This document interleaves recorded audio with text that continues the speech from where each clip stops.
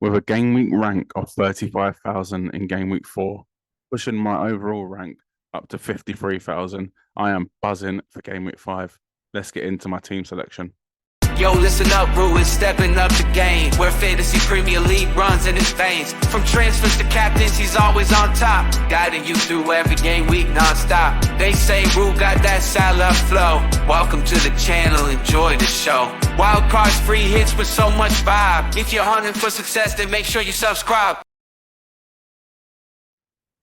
G'day mate, welcome back to the channel. I'm FPL Roo and welcome back to another FPL video. So in today's video, we're going to be previewing game week 5. But first of all, let's have a look at my absolute monster score in game week 4. It was a couple of weeks ago now, but I'm still buzzing over it. Defense and goalkeeper weren't too great. So Nana was 0, Estupinan, Chilwell and Gabriel didn't get more than 2 each. So Chilwell actually got 1. So terrible from the defense, but the midfield and forwards is where it's all about. We'll start off with Saka, 4 points. Yeah, not bad. Eze got a goal, 8 points. Rashford got a goal, 7 points. Wemmer got a goal, 8 points. Son, my guy, got a hat trick. So absolutely buzzing with that. I did bring him in before game week 3 and he did blank. So I'm buzzing that he did get a hat trick. I was a bit upset that I didn't go to Madison. I didn't go because he had a doubt in that game week. But yeah, now Son got the hat trick, over the moon. And yeah, really, really happy with that. My forwards, Alvarez, 14 points. Unbelievable. He was one of my transfers in with Son that game week. I took out Salah and basically got Salah and João Pedro and got Son and Alvarez. So over the moon with that transfer, with both them transfers, to be honest. So yeah, really, really great. And Haaland with a hat trick. Standard really for Haaland, but really good with that one too, as I was a bit gutted I didn't captain Son, but Haaland matched him, so that's all good with that. Game week rank of 35,000, incredible. 106 points and moves my overall rank. I was about 1.5 million and now I'm 53,000. So really, really happy. Would have been great to have Turner's points, 5 points on the bench. But for me, yeah, I'm buzzing with this and yeah, buzzing to get into game week 5. Let's have a look and see how my team lines up. So first, we will take a look at the goalkeeper. So I have decided to start Turner. Yes, he has Burnley at home. I think is a better fixture than Brighton at home, but I'm not too confident in his starting place. I feel like Forest have brought in another keeper now, and he will be number 1. But I'm going to start Turner just in case he does start, as I fancy him keeping a clean sheet over Onana and Manchester United. I am playing a Estupinan and Man United away. Yes, not the ideal fixture, but I think he can get attacking returns. Brighton haven't been keeping that many clean sheets this season, so I'm not too sure if we've even kept one, but Estupinan is chipping away with the attacking return, so I'm happy to play him in this game. Chilwell, Bournemouth away, disappointing last time out, but he's so close to getting a goal. I can just feel it. So yeah, I'm happy with playing Chilwell with Bournemouth away. Although I do think Chelsea will concede. I think attacking returns are going to be what I'm going to be hopeful for from my defence this week. Gabriel comes into the lineup. Probably going to be my transfer out this week, but we'll talk about that later on in the video.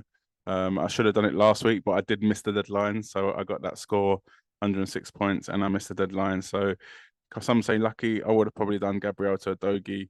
I missed out on 3 points, so it's not the end of the world. And I scored 106, so I'm happy days with that one.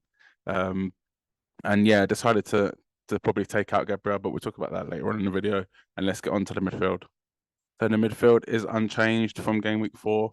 Saka, Everton away, and really hopeful of points from this game. Saka looks to be back on penalties now, and Everton looks so bad. I saw their lineup game week 4, and they literally look like a championship team. So for me, I think Arsenal will score at least 3 goals in that game, and I'm hoping Saka can get at least 2 of them.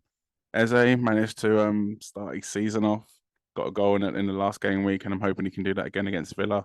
Yes, it's a tougher game, but yeah, I'm hoping Eze can perform. He is integral to everything Palace do. He's their star boy. He's their main guy, set piece taker, penalty taker. So I'm sure if Palace do score, Eze will be involved in that. Marcus Rashford, so almost was going to take him out this week, but I've decided to keep him. Like I said, Brighton haven't been keeping a lot of clean sheets recently. And I feel like Rashford now playing on the wings is a better option than playing up front, as Martial is back and maybe Haaland could be back for this game too. So for me, that's why I'm keeping Rashford. I'm hopeful Man United can get a couple goals in that game, albeit I do have a Estupinian, but I think they will concede Brighton, and hopefully it can be Marcus Rashford. Next up, Mbeumo, Newcastle away, not the easiest game, although they have lost their last 3 games, Newcastle. And Mbeumo just keeps racking up the points, penalties, sometimes on set pieces too. And I'm really happy with having him in my team. I almost went into the season with 6.5 million midfielders as a Mbeumo and Matoma, which would have been great, but I'm happy I did go for Mbeumo and not leave him out to bring in Matoma. Son, really great fixture. Sheffield United at home, potential captain option, but we'll go through that later on in the video too. Yeah, so he looked so good last week, playing in number 9 position, probably on penalties, on probably some free kicks. I think Madison can have a word to say about that, but it might be on some free kicks. There was a bit of doubt with an injury, his knee injury, in the international break, but he started the game after, so I'm confident he will start this game week, as I feel he is integral to Spurs playing the way they do, especially in that number 9 position over Richarlison.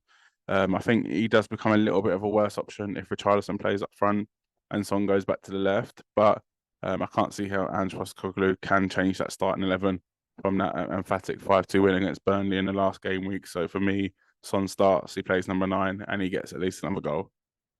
And now for the forwards, 2 Man City forwards. Yep, Haaland, Alvarez, West Ham away. Not the easiest fixture. West Ham are flying this season. They're really, really well. I didn't really expect that with the sale of Declan Rice, but yeah, the players they brought in have done well, and they look probably a better team without Rice, dare I say it. Alvarez did great for me last time out, 14 points, and Haaland obviously hat-trick. City have some great fixtures coming up too, so these 2 will be staying. And I think Alvarez does keep his place as long as De Bruyne is out and Jack Grealish is out too. So I've decided, as you can see, captain on Son. Yes, I know it's a bit stupid, I'd say, is going against Haaland, but for me, I do feel Son is the slight better captain choice. This could change as the deadline comes closer, but for now, my money is on Son outscoring Haaland this game week. Let's not forget Son is a midfielder. He does get more points for goals. He does get points for clean sheets as well. So yes, there's only 1 point for clean sheet and 1 extra point for a goal, but it does make a difference when you do captain a player. Having said that, Haaland can score a hat trick against everyone. We've seen it this season already. We've seen it last season many times, and could be stupid going against Haaland, but I just have a feeling Son will carry on his form if he does play number 9. There is always a doubt that he doesn't play number 9 and he's out on the left again and he doesn't look that great. But for me, I think it's a risk worth taking. Let me know what you think in the comments below about this, and we'll talk about my transfer options next. And now we'll look at my transfers out. So I do have 2 free transfers, as I did miss the deadline last week. Well, last game week, I should say. I was going to take out Gabriel for a Dogi, as I mentioned earlier in the video. It has crossed my mind to do that again. Sheffield United at home is a great fixture for Spurs, and I think a Dogi can get attacking returns and a clean sheet in that game. The only thing that is putting me off is Spurs do have Arsenal and Liverpool after Sheffield United. 2 tough games that I feel Spurs will concede in, so you're kind of just relying on attacking returns, which he can do, don't get me wrong. But for me, I'm not sure I want to bring in a player that has Arsenal and Liverpool in their next 3 games. Another option is Ruben Diaz, 5.5 million. City do have some really great fixtures coming up, but as we know with Pep's teams, can you trust him to play Ruben Diaz every single game week, especially with the Champions League starting up? And John Stone's injured, probably going to come back though this week, but it's still injured. For me, I don't know if I want to take that risk. I don't want to have to worry about stressing if Diaz is starting, what the Man City team sheet is. I just can't really deal with that. Alvarez and Haaland, I know Haaland is going to start. Alvarez, it's a punt. If he does start, great. If he doesn't, I know he can come on and score. With defenders, a little bit different. With defenders, you're kind of relying on that clean sheet and attacking returns, and you kind of need the full 90 minutes for that, I would say.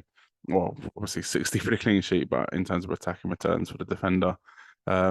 my favourite option is going to be Shah from Newcastle. Yes, Newcastle haven't looked great this season. They've lost the last 3 games, and they do come up against a good Brentford team.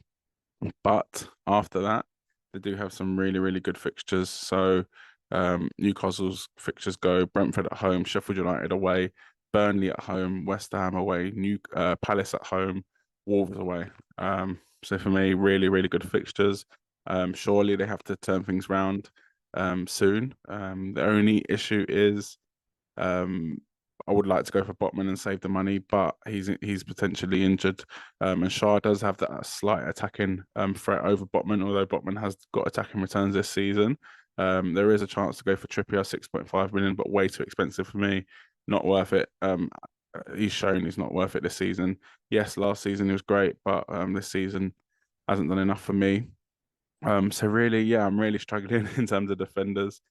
Should I go for the attacking wise of a doggy and just kind of forget about the clean sheets in them 2 games? Spurs still can keep these clean sheets, but you're banking on Liverpool and Arsenal to score really. Or do I go for Man City, solid clean sheets? Diaz probably not going to score many attacking returns. Could get rested. Gonna have to stress about Pep's roulette. Or do I go for Shah? Probably going to start most games. Could get the attack in return, and Newcastle could turn things around. It's a tough one. Let me know what you think in the comments below, and subscribe to the channel if you haven't already. And make sure you follow me on Twitter, TikTok, Instagram, all the channels at FPL Roo. And yeah, I'll catch you in the next video, and good luck for the game week.